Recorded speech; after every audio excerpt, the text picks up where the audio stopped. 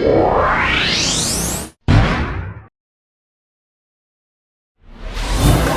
of all, before we can go home, you must fear God.